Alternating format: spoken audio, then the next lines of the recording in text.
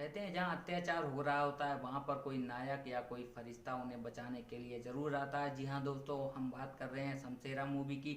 ये एक ऐसी ही मूवी है जहाँ पर एक खमेरन नाम का जो समाज होता है उस पर ब्रिटिश सरकार के जो एक ऑफिसर होते हैं, बड़े रैंक के जो ऑफिसर होते हैं, उनके द्वारा उन पर अत्याचार किया जाता है। तो फटाफट इस मूवी का रिव्यू कर लेते हैं। तो इस मूवी की स्टोरी शुरू होती है खमेरन नाम के समाज से, जहाँ पर ब्रिटिश सरकार के जो एक बड़े रैंक के जो अधिकारी होते हैं, जिनका किरदार संजय दत्त निभा रहे हैं, जो खमेरन समाज पर बहुत ही ज़्यादा अत्याचार करते हुए नजर आए हैं। वहीं खमेरन समाज के जो लीडर, जो नायक होते हैं, वो शमशेरा होते हैं, जिनका किरदार रणवीर कपूर निभा रहे हैं। इन अत्याचारों से निजात दिलाने के लिए शमशेरा और ब्रिटिश सरकार के बीच में एक डील फाइनल होती है, जहां पर शमशेरा उनको ऑफर करता है कि हम आपको बहुत सारा सोना देंगे, जिसके बदले में ब्रिटिश सरकार को कागज पर लिखकर देना होगा कि वे उनके समाज पर अत्याचार नहीं करेंगे। लेकिन एक षड्यंत्र के तहत उनके जो ऑफिसर होते हैं संजय दत्त, वो उनको एक हवेली में बुलवाते हैं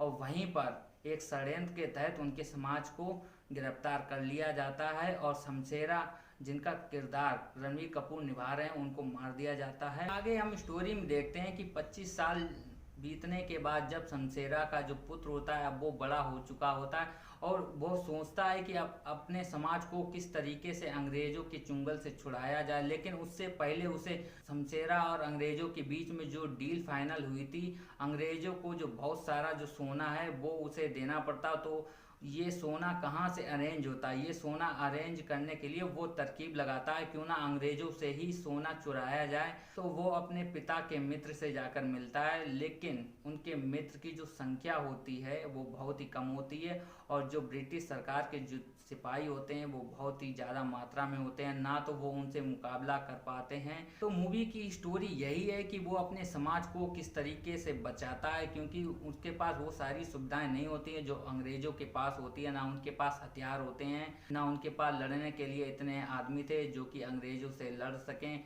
फिर भी वो अपने समाज को किस तरीके से बचाता है, इसी स्ट्रगल को इस मूवी में दर्शाया गया है। क्या वो अपने समाज को बचा पाएगा कि नहीं बचा पाएगा, यह जानने के लिए आपको इस मूवी को देखनी चाहिए। इस मूवी की स्टोरी आपको सिंपल नज़र जरूर आती होगी शुरुआत के कुछ मिनटों में, लेकिन बाद में जब इसकी स्टोरी जो ओपन होती जाती है वो बहुत ही कॉम्प्लिकेटेड हो जाती है।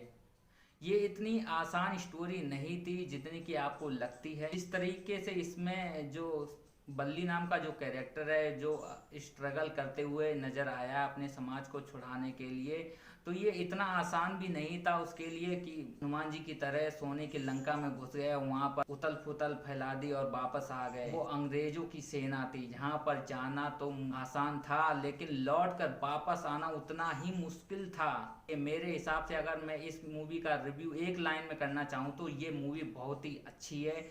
ये बिल्कुल ही परफेक्ट मूवी है। अगर आप इसको देखते हैं तो बहुत ही अच्छी मूवी है, तो आप इस मूवी को एंजॉय कीजिए। तो मिलते हैं अगले मूवी के रिव्यू पर, जब तक के लिए जय हिंद, जय भारत।